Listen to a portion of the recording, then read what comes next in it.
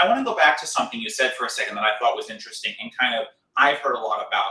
You know, people are saying, well, I'm vaccinated, so why do I have to wear a mask? Or, everyone in my community is vaccinated, why do we have to wear masks? Can you talk a little bit about the difference between getting the vaccine? And we don't have to talk about the science of it just yet, we'll get there.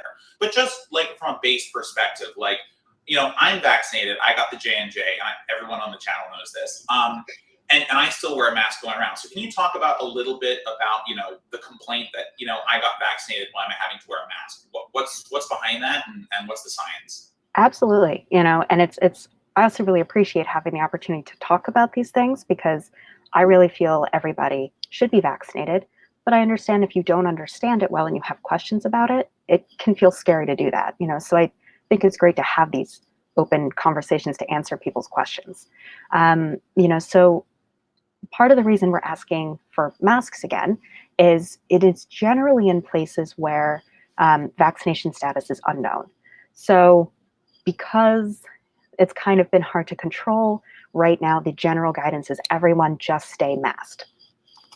Because essentially what's happening is that with the Delta variant, we're noticing more breakthrough cases. What a breakthrough case is when a person who is fully vaccinated gets COVID. It's relatively rare, but they are occurring, which is something that was very expected. This is not shocking, it's not surprising.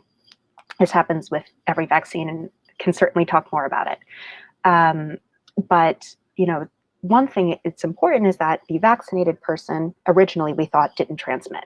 We now understand that there's some level of a vaccinated person with COVID can transmit the virus. If they are transmitting and existing only to vaccinated people, the vaccinated people are much less likely to get infected, even if there's a vaccinated person infected.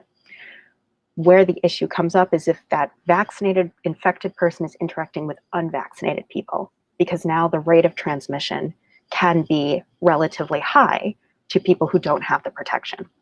So the issue we run into is that we essentially need to stop transmission.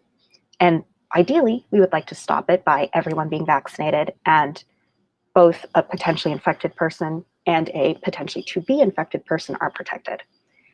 If that person who could be infected is not vaccinated, the only way we have to protect them right now is by masking up and containing the infection to yourself. So vaccination is really important, A, because it does protect you. It keeps you from either being infected or from getting severe disease.